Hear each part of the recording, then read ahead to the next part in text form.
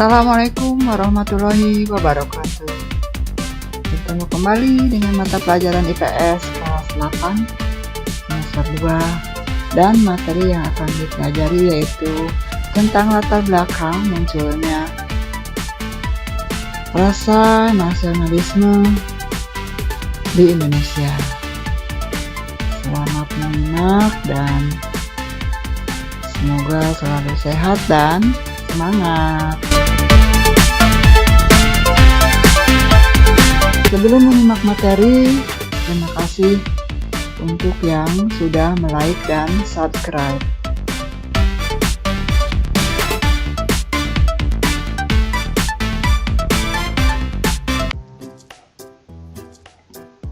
Coba perhatikan teks dari Sumpah Pemuda yang diucapkan atau diikrarkan pada tanggal 28 Oktober tahun 1928. Isi dari Sumpah Pemuda itu yang pertama yaitu putra-putri Indonesia itu mengaku satu tanah air Indonesia.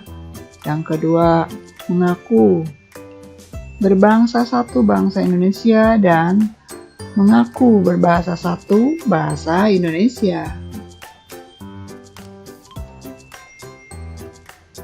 Ikrar tersebut merupakan tekad untuk memulai jalan baru mengusir penjajah melalui perjuangan pergerakan nasionalisme. Bangsa Indonesia sadar berbagai penyebab kegagalan perjuangan kemerdekaan pada masa lalu. Salah satu kegagalan perlawanan rakyat yang bersifat kedaerahan.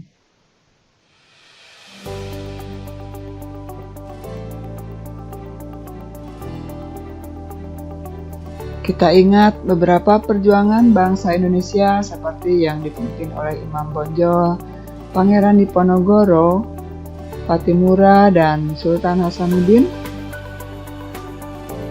dan tokoh-tokoh lainnya.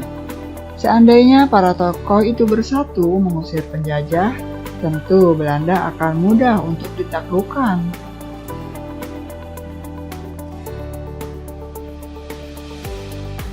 Pada awal abad ke-20, corak perjuangan bangsa Indonesia berubah dari bersifat kedaerahan menuju perjuangan yang bersifat nasional.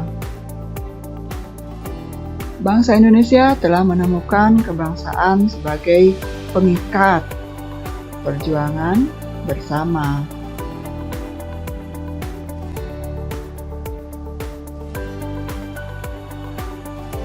Latar belakang munculnya nasionalisme di Indonesia yaitu pergerakan nasional yang dilatar belakangi berbagai kejadian di dalam negeri dan luar negeri. Berbagai kejadian dari dalam negeri atau sering disebut faktor internal yang melatar belakangi pergerakan nasional, misalnya perluasan pendidikan, kegagalan perjuangan di berbagai daerah, proses nasib dan sepenanggungan, dan perkembangan organisasi etnik kedaerahan.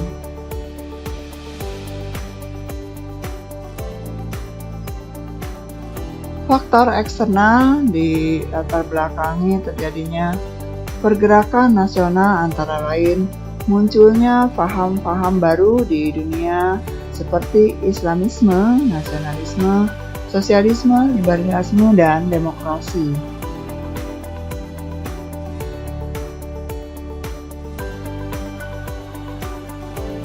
Perluasan pendidikan.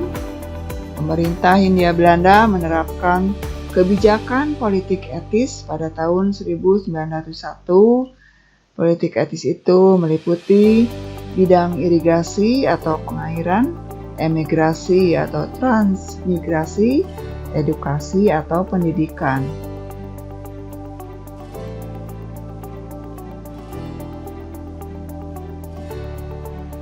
Tiga kebijakan tersebut bertujuan memperbaiki kondisi masyarakat yang semakin terpuruk. Namun, pelaksanaan kebijakan politik etis tetap lebih berpihak kepada penjajah.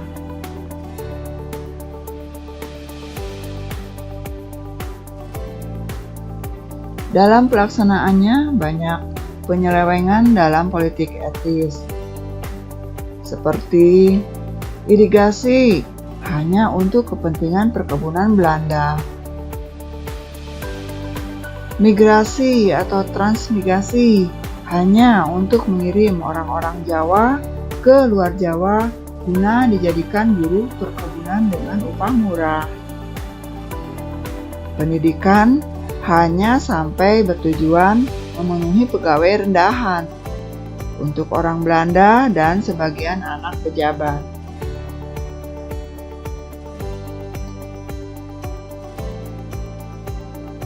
Segi positif yang paling dirasakan bangsa Indonesia adalah pendidikan. Semakin banyak orang Indonesia berpendidikan modern yang kemudian mempelopori gerakan pendidikan sosial dan politik. Pengaruh pendidikan inilah yang melahirkan para pemimpin tokoh pergerakan nasional Indonesia.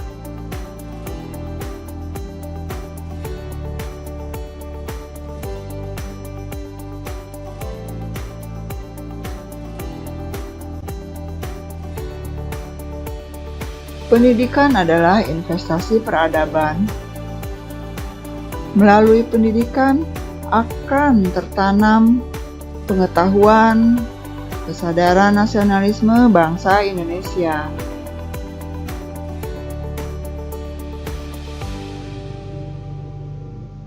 Secara bertahap, mulai masuk abad ke-20, kesempatan memperoleh pendidikan bagi rakyat Indonesia semakin besar.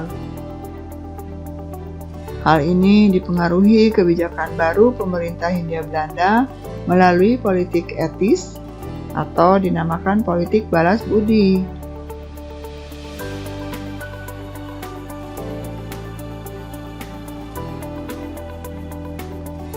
Politik kolonial liberal yang memeras rakyat Indonesia menimbulkan keprihatinan sebagian masyarakat Belanda.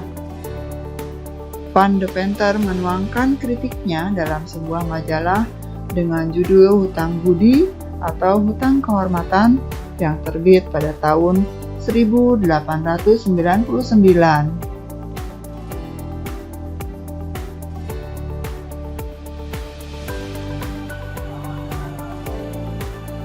Van Deventer mengusulkan agar Belanda melakukan balas budi terhadap bangsa Indonesia. Yang diusulkan adalah edukasi, irigasi, dan transmigrasi. Kebijakan politik memungkinkan berdirinya sekolah-sekolah di berbagai daerah di Indonesia.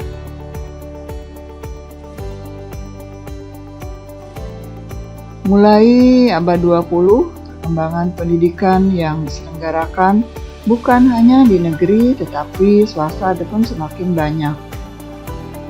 Di beberapa kota berkembang pendidikan berdasarkan keagamaan seperti Muhammadiyah, Persatuan Islam, Nahdlatul Ulama, Misionaris, dan Jending juga mendirikan berbagai sekolah-sekolah agama Kristen.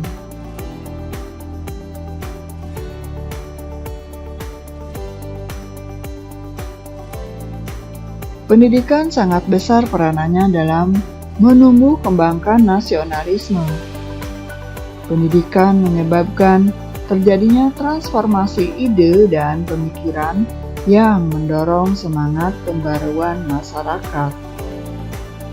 Pada masa sekarang, kalianlah yang harus senantiasa berupaya meningkatkan kualitas pendidikan.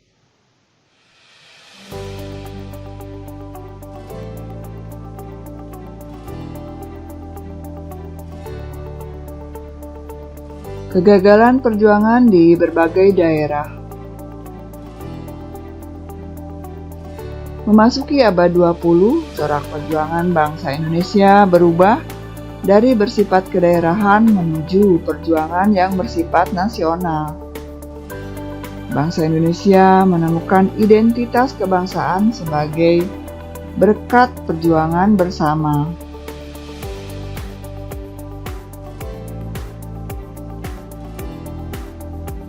Paham kebangsaan atau nasionalisme telah tumbuh dan menjelma menjadi sarana perjuangan yang sangat kuat. Cara perjuangan nasional bangsa Indonesia ditandai dengan momentum penting, yaitu dikeluarkannya Sumpah Pemuda tanggal 28 Oktober 1928.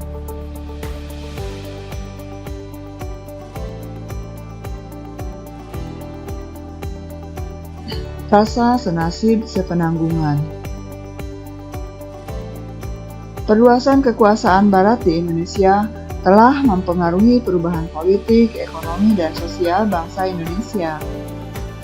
Tekanan pemerintah Hindia Belanda pada bangsa Indonesia telah memunculkan perasaan kebersamaan rakyat Indonesia sebagai bangsa terjajah. Hal inilah yang mendorong tekad bersama untuk menghimpun kebersamaan dalam pergerakan kebangsaan Indonesia.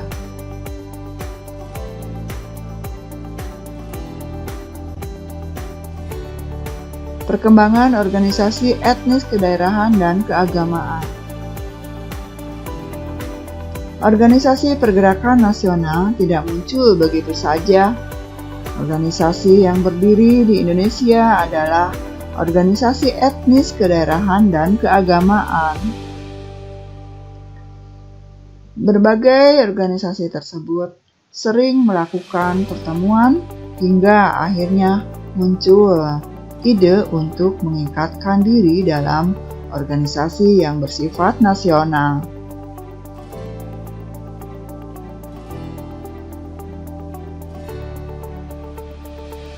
Organisasi etnis banyak didirikan para pelajar perantau di kota-kota besar seperti Serikat Pasundan, serta perkumpulan kaum Betawi yang dipelopori oleh Muhammad Husni Tamrin. Selain organisasi etnis, muncul juga berbagai organisasi kedaerahan seperti Trikoro Darmo berdiri tahun 1915, Jong Java berdiri tahun 1915, dan Yong Sumatera Ninbon berdiri tahun 1917.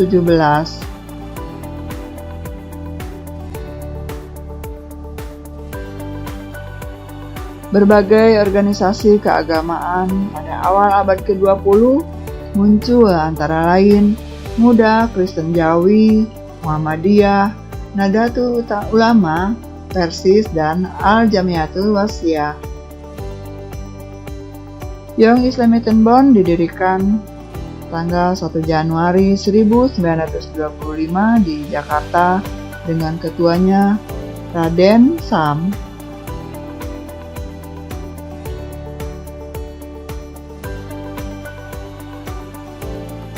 Selain sebagai pusat dakwah, juga mengorganisir seni budaya, sosial, dan penerbitan. Muda Kristen Jawi dibentuk tahun 1920, kemudian berubah namanya menjadi Perkumpulan Pemuda Kristen.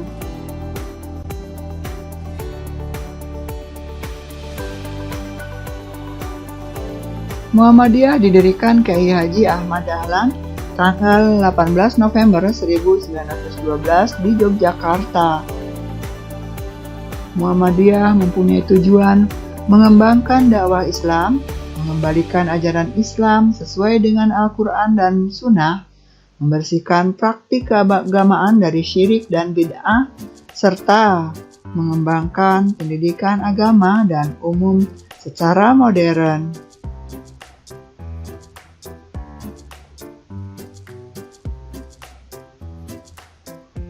Nahdlatul Ulama didirikan tanggal 31 Januari 1926 di Jawa Timur, dipimpin oleh Kyai Haji Hasyim Asy'ari.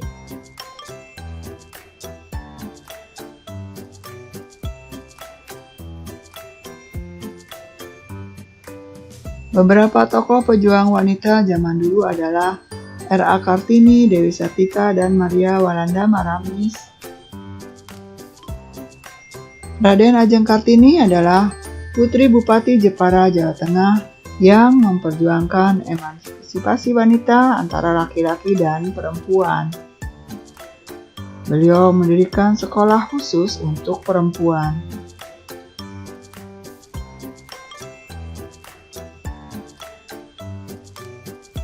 Berkembangnya berbagai paham baru. Paham-paham baru seperti pan-islamisme, nasionalisme, liberalisme, sosialisme, dan demokrasi menjadi salah satu pendorong pergerakan nasional.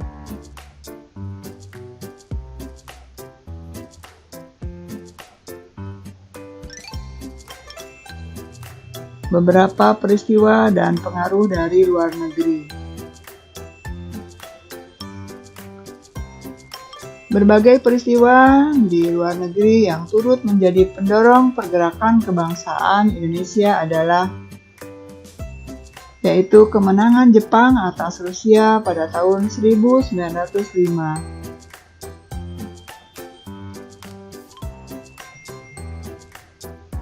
Tahun 1904 sampai 1905 terjadi peperangan Jepang melawan Rusia. Rusia adalah bangsa Eropa, sedangkan Jepang adalah bangsa Asia.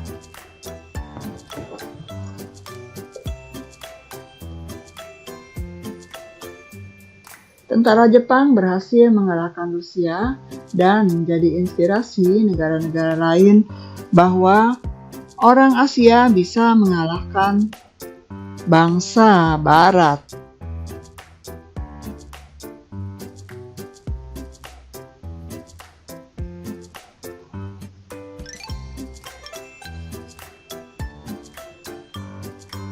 Bangsa-bangsa Asia pun semakin yakin mampu melawan penjajah.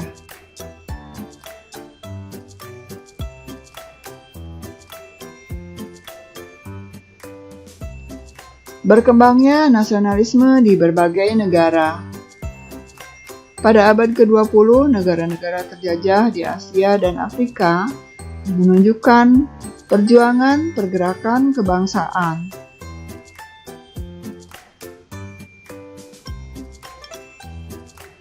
Di India, wilayah jajahan Inggris, muncul pergerakan dengan tokoh-tokohnya Mahatma Gandhi dan Muhammad Ali Jinnah.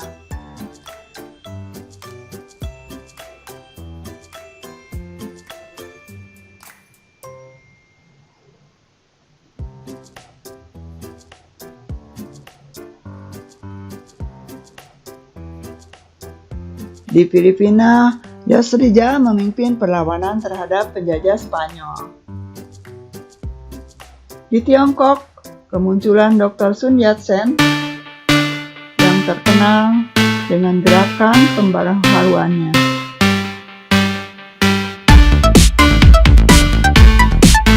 Oke, selesai sudah materi dengan tema latar belakang munculnya nasionalisme di Indonesia. Terima kasih sudah menyimak. Semoga bermanfaat. Assalamualaikum warahmatullahi wabarakatuh.